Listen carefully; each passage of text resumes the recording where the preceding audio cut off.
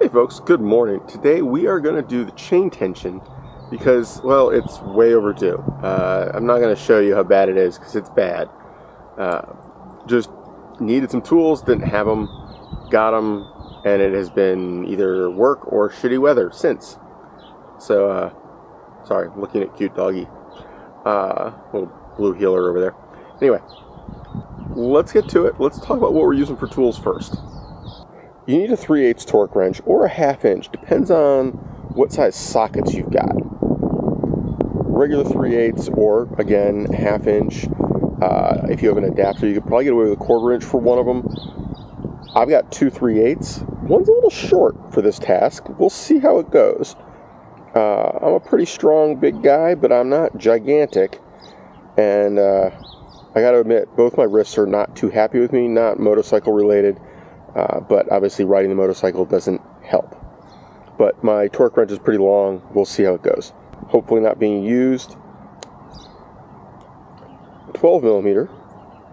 This is for the lock nuts on the adjustment. 14 millimeter socket because, well, my local Home Depot was out of 14 millimeter wrenches. So we got a socket, a deep socket. It will make it. It fits all the way over and can do the adjustments. Okay, so that's how we're going to do that.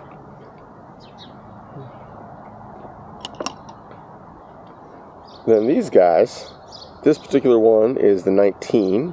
I don't know if you can, probably can't see that because it probably doesn't focus that closely. 19 millimeter. That is for the chain side of the bike. Got it. And then a 24 goes on the brake side. Both of these are 3/8. We're going to make this happen. Always need shop towels. By the way, if you're working in a parking lot, bring a bag out or something else that won't blow around to protect your tools from concrete.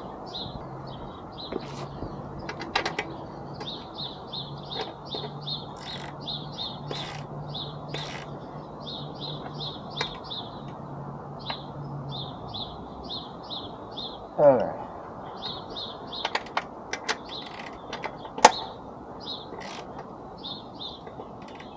There is now some slack in the adjusters. These are now a little loose. The other one's a little looser. But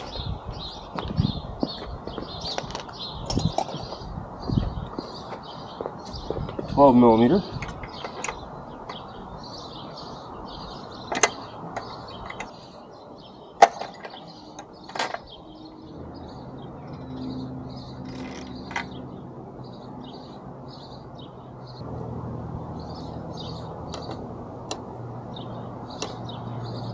Well, that was way too far. We're going to roll the bike a little bit, see if that loosens that up. But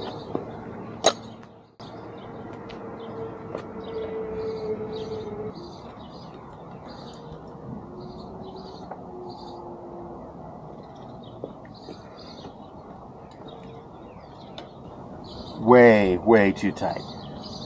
I had not realized how sensitive that was.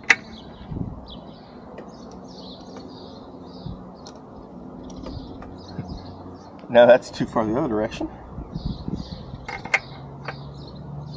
Honestly, I think I got a dilemma because they want more free play than I can check for because there's a freaking guard in the way. So maybe it was okay. I just don't know how the hell you would check it because you don't want it too tight. It will, and I apologize for the mess. I need to wash my bike, but like I said, it's been lousy weather. You don't want not enough free play because when the swing arm comes up, it actually makes that pathway longer. I think I'm going to line it up, tighten it down, take it for a ride, see how she feels, how she sounds. So because I was moving that side in, this side was actually tipping backward. It was, the sprocket is doing this, which actually lengthens the adjustment. So you have to actually slide this one in a little bit to compensate for the fact that you're sliding that one in. it's always a balance. Oh, guys, not happy making, but I got enough slack now that I think I can just tighten the other side and be good. I think that'll be within the adjustment range. But I'm suspecting that a lot of the noise I was getting was improper channel alignment. Well, that was not fun. Did not expect it to be that far out of adjustment. I got nothing, guys. So we are gonna take one last measurement. Hopefully it is close enough. But then we're gonna ride it, we're gonna see. That'll let it settle in a little too. I gotta remember to tighten up the bolts, because obviously you don't want to ride with your rear axle nut loose. But yeah.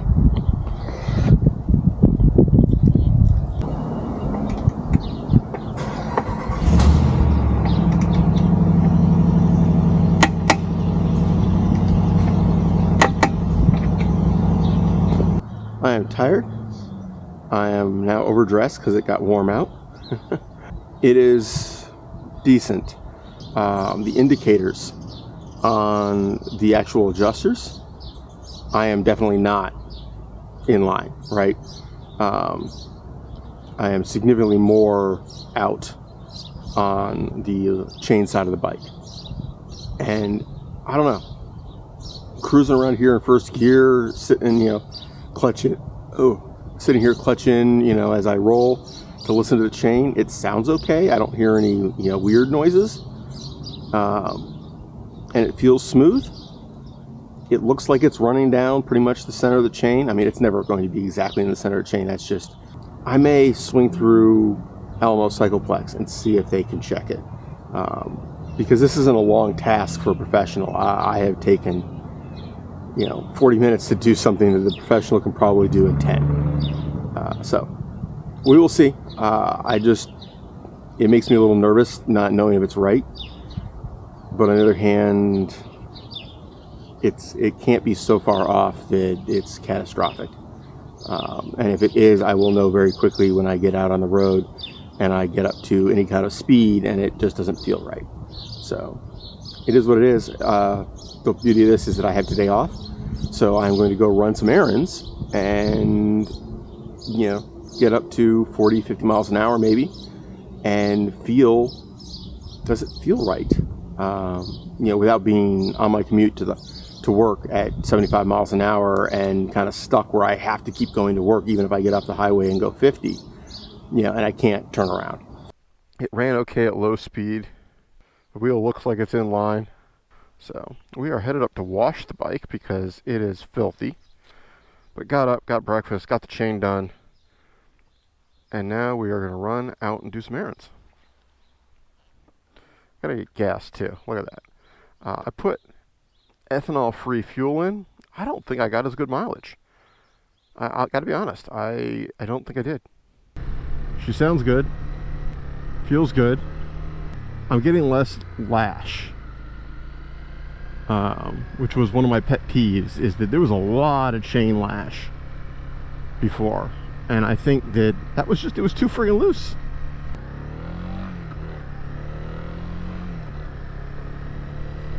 Yeah, it feels better. I don't know if it's right, but it feels better than it did. And as you can see, I'm wearing my REV'IT Eclipse. This is not the Eclipse 2. This is the original Eclipse. Oh, hey, my usual bay is open.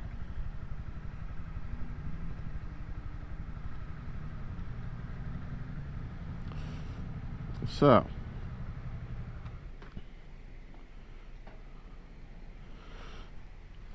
I will leave the 360 cam on. I will just say that this time I remembered, what do you call them? My microfibers. I remembered my microfibers.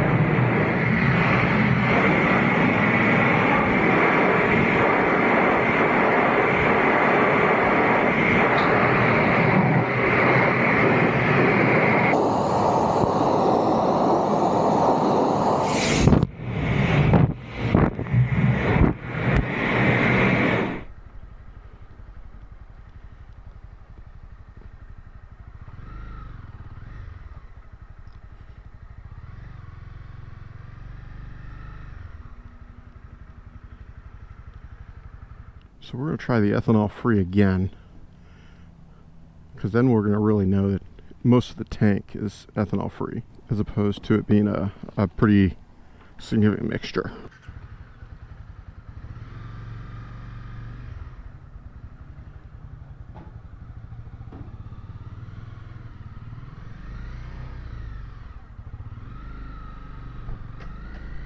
I don't ride aggressively enough to really get a feel for whether there was a huge power difference. You know, if I got 1% or 2, I wouldn't notice.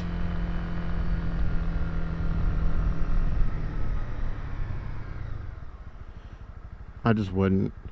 Oh, let's skip that. Why to practice your U-turns? So you can make a freaking U-turn.